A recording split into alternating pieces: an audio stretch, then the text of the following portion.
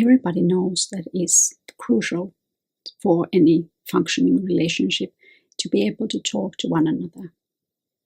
But the other side of things is to listen and know how to listen and when to listen. That's something that people usually forget, or it's on a second phase. It's always said that in a relationship, it's the most important things that you communicate. And then the next thing is that do not hold back, but tell what's on your heart. Tell everything, tell how you feel. Don't be angry, don't blame, just tell how you feel. But in communication, the other side is at least as important as the talking is the listening, and it's not easy. So when your spouse starts to talk, you have to, for example, think that even if the thing that they are talking about is not even remotely interesting to you, you will listen because it is important to them. Of course, there is different kind of levels in things. So if we think about talking what are we going to have for a dinner, or if they are talking about why they don't want to go to their parents on Christmas because something is bothering them deeply, then in the first case you can say that let's postpone this discussion for an hour or two, but the latter you can't. If you say that I don't want to talk about this now, but let's talk about this tomorrow night, it is not going to happen. So when the other half, when your spouse wants to talk, you have to be able to listen when they open their mouth. So prepare yourself for that in advance, because it's very easy to say that I don't have energy for this now, please let's talk about this later. But if they have the thing on their heart at that moment in time, then you have to be ready to listen. And the part of the listener in this kind of things is easier than the part of the person that is talking. So think about it in advance.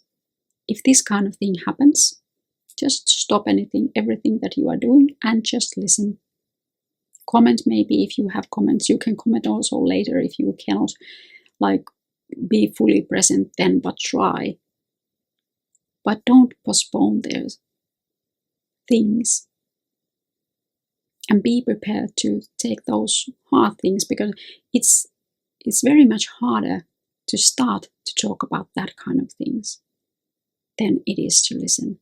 And if you have even the slightest feeling that this is something that is hope from me to talk about these difficult things, then you bottle them up inside and never talk about them again. I have experience in both cases, and of course I have been thinking about the same thing sometimes when my husband starts to talk about something that I know is difficult for him, but I just didn't have the energy, and it was like this kind of instant reaction to try to get out of that situation. I bit my tongue and stayed and listened and tried to be as present as I can. And when you first move from that first reaction, that first frustration, that not now, there is so many other things, then it's easier and the frustration goes away. But you have to be able to listen. And the other thing is that when they start to talk, then don't try to shut them down and shut them up with this kind of comments, like I talked in the previous video, that you are too sensitive, you are exaggerating, they are nice people. All these kind of belittling comments, just forget them. They are not. Your spouse has a right to her feelings or his feelings, and they need to talk about the things. And if they think about the positive thing, if they start to talk about it, they are ready to move on, or they can be ready to move on in somehow near future. Instead of if something is very wrong and they never talk about it, they cannot move on. They just bottle it up inside, because even if it's said that just shut up and move forward, it doesn't work. It doesn't work if we want to be like fully in control in our lives, if we want to feel good, if we want to keep developing as a human beings, then we cannot just bottle everything inside. And usually the spouse is the one that is closest, and then you have, of course, the biggest responsibility. There might be friends, but they are not the same thing. You are living joint life, so you are in each other's life every day. And I see in this discussion and listening part is a big stepping stone forward for you both in your relationship. I have both seen and been in relationships that people don't talk. I was in a relationship where the other party wasn't interested in hearing anything negative. So anything with a negative notation, he didn't want to hear. And he said that.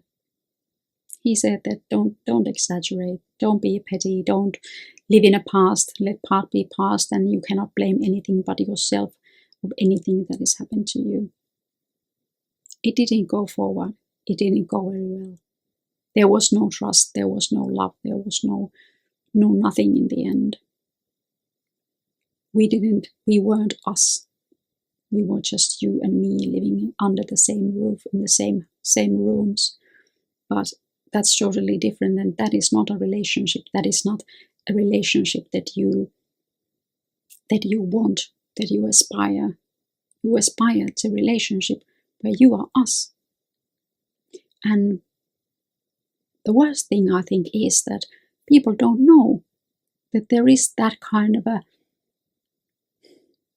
form of living, that there is us.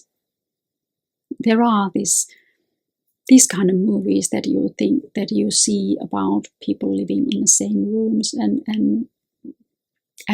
being very this kind of dynamic and both going on in their own ways, and then they are supposed to be happy when they are together 5 minutes a week. But that's not reality. That's not how human psyche works. We need the group. We need the pack. And we are happy when we are part of the pack. Of course, if there is also children, then you are a bigger pack. Then you are actually a pack, not just a pair. But we need that. And we can only form that kind of alliances if we really know each other, and if we really trust each other, and if we can really lean on these things and form this kind of a unit that is us against the world, not us against each other. So that's something that is a good base for communicating, and for especially the receiving part. So in your mind, try to really internalize the fact that when they start to speak, they have already, I can tell that when I start talking about a problematic issue, I have been thinking about it usually for 2 days. But that's my flaw character. I'm a little bit slow in that, or I'm not slow. I'm just I don't know, introvert. Something kind of I think and think and think. I'm this kind of moping person that I think about things, and I think about various aspects, and then when I'm ready and I have the words for it, then I open my mouth and tell my husband what's been bothering me, and he usually knows that you have been thinking about something for a few days now, and finally you got it out of my mouth. So if your spouse is anything similar, then you know that it's not just like whim that they start to talk about these difficult things, but it's something that really has been bothering them. So be prepared to listen, and don't try to shut them up with the comments that are not constructive, about the comments too sensitive and exaggerating, and those are all meant to shut up. Don't shut them up. Listen.